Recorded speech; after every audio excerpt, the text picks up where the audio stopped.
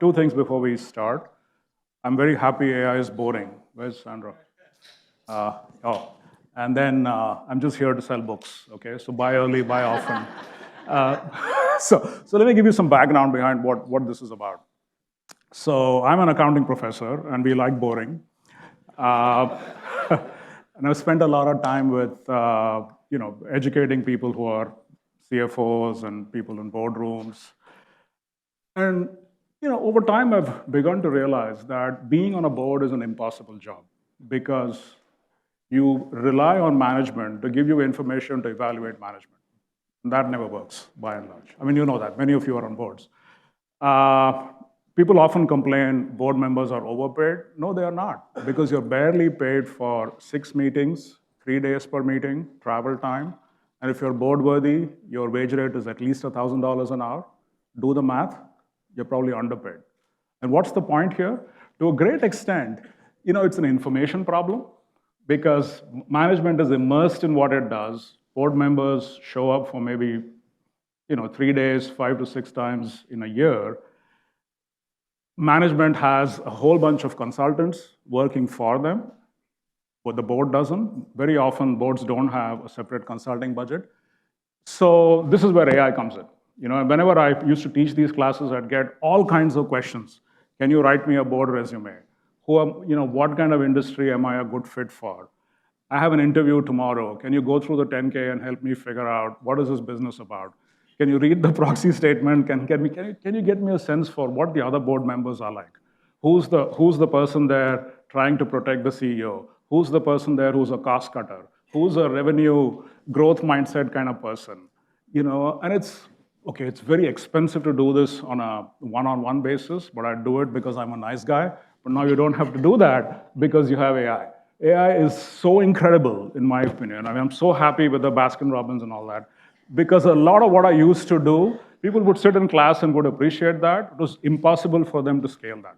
So now I can put out my model of how I think. It may not be the best model, but it is a model, and it'll give you reasonably good answers. So that's the whole project. So yeah, and we can talk about all these postmortems, which we don't have to go into. But the larger point, and I've been on boards, and many of you are on boards, by and large, groupthink is a huge problem. People know there's something wrong. They either don't have the vocabulary to express it, they want to be loved and respected, hence they don't want to be seen as a painful person. Some of them are on boards and they actually value the money that they get and they don't want to get fired, right? And I don't know how to solve all that, okay? I'm just giving you a technical problem. If you don't have the will to govern, then I don't know how to solve that issue. But at least now you have the tools to actually go and do a bunch of stuff yourself. So this is the slide that's meant to scare you. You're supposed to have legal liability, but in reality, you have D&O insurance, you can get lawyered up, and you can't get sued. So forget this for a bit. So let's just assume that you actually want to govern and you actually want to ask questions without being a pain in the butt, but just because that's your job, right?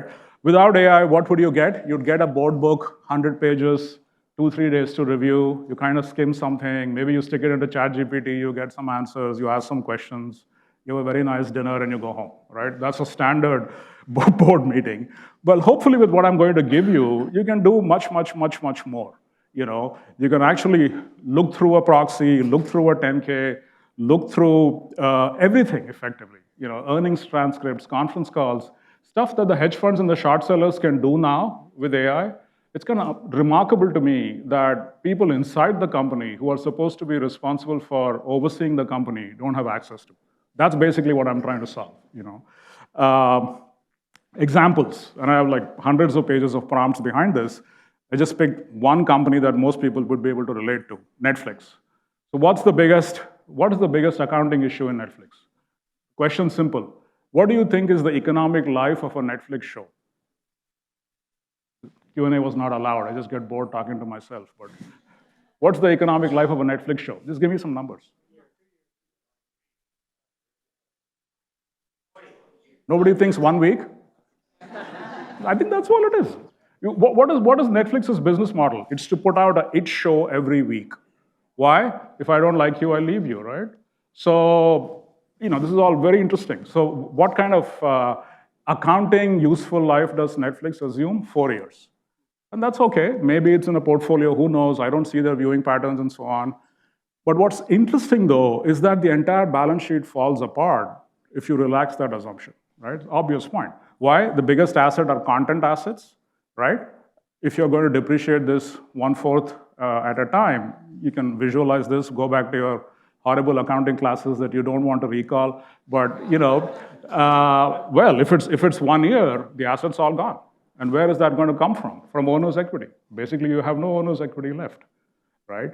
So just to be able to run simple thought experiments like this used to be difficult if you're not a finance person, right? And if you can dig deeper, Netflix gets two types of content. They license content and they produce their own, right? The economics of these things are hopefully quite different.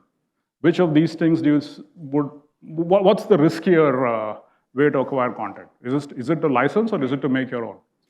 To make your own, because to make your own is like the oil business, right? Like 9 dry wells will pay for the 1 wet well. But Netflix's economic life, at least in the accounting financial statements, for both licensed and produced content is the same, which should worry you if you're a director. How can they possibly be the same?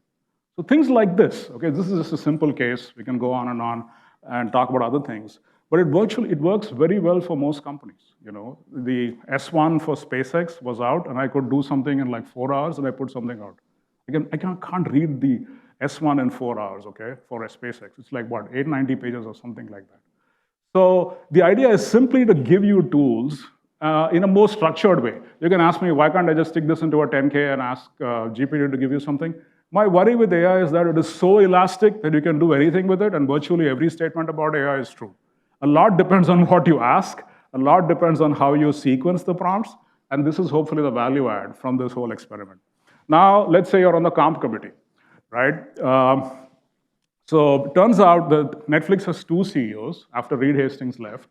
They're co-CEOs, and they're both paid roughly $60 million, which is a lot, right? So thought experiment, it seems like a lot, the wow, how much lot? So I can basically have my prompts go and say, if Netflix were a standard S&P 500 company, how would you pay these people? Keeping everything else constant, okay? ROE, profitability, whatever else you want to keep constant. It's barely 13 mil. So 47 mil must be for something. Talent, twice the talent to replace Reed. And it turns out it's all because of benchmarking. Everybody in the media industry is massively overpaid for whatever reason.